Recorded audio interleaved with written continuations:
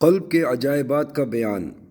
تمام مخلوقات پر انسان کی فضیلت اور شرف کا زاویہ یہ ہے کہ وہ اللہ تعالیٰ کی معرفت کی استعداد اور صلاحیت سے محروم نہیں ہے۔ یہی معرفت دنیا میں انسان کا جمال اور اس کے لیے وجہ کمال ہے، اور آخرت میں ذریعہ نجات ہے۔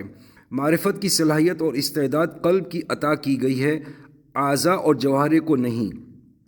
قلب ہی کو الوہیت کا علم ہے، وہی اللہ تعالیٰ سے قریب ہے، وہی اللہ کے لیے عمل پیرا اور راہ حق میں مصروف جد و جہد ہے۔ قلب ہی سے مخفی امور منکشف ہوتے ہیں، باقی تمام اعضاء قلب کے تابع ہیں اور اس کے لیے آلات اور خدمت گزاروں کا درجہ رکھتے ہیں، اور وہ ان سے اس طرح کام لیتا ہے جس طرح مالک اپنے غلام سے، حاکم اپنی رعایا سے، صانع اپنی مصنوعات سے کام لیا کرتا ہے۔ اگر قلب غیر اللہ سے پاک ہے تو وہ بارگاہ خداوندی میں مقبول ہے، اور غیر اللہ میں مشغول ہے تو وہ محجوب ہے۔ باز پرس اور تنبیہ اور نکیر کا تعلق قلب سے ہے، اور امر اور نواہی کا مخاطب قلب ہے۔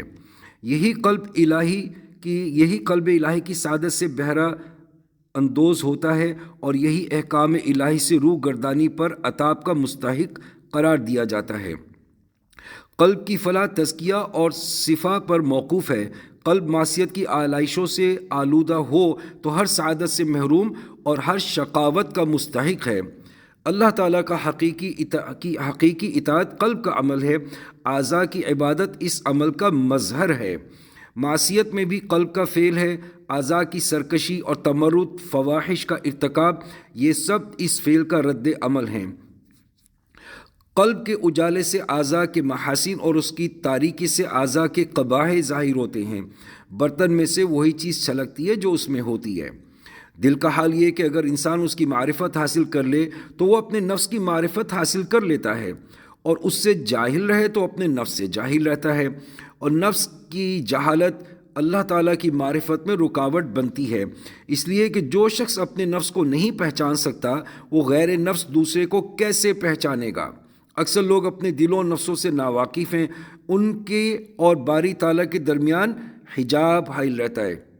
اللہ تعالیٰ فرماتے ہیں ان اللہ یحول بین المرء وقلبی، اور جان لو کہ اللہ تعالیٰ آڑ بن جایا کرتا ہے آدمی اور اس کے قلب کے درمیان۔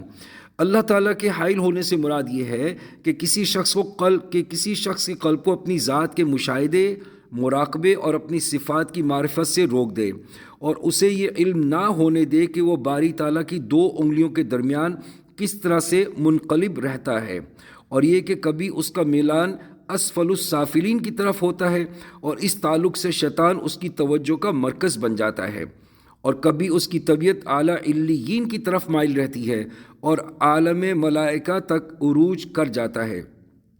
اور جو شخص اپنے قلب کے احوال ہی سے بے خبر ہو، اس کی نگہبانی اور حفاظت سے غفلت کے باوجود ملکوتی خزانوں کی امید رکھے، وہ ان لوگوں میں سے جن کے بارے میں اللہ نے فرمایا بسم اللہ الرحمن الرحیم نسوا اللہ فانساہم انفسہم اولئک ھم الفاسقون، یعنی ترجمہ اور مفہوم یہ ہے کہ جنہوں نے اللہ کے احکام سے بے پرواہی کی سو اللہ نے خود ان کی جان سے ان کو بے پرواہ بنا دیا، اور یہی لوگ نافرمان ہیں۔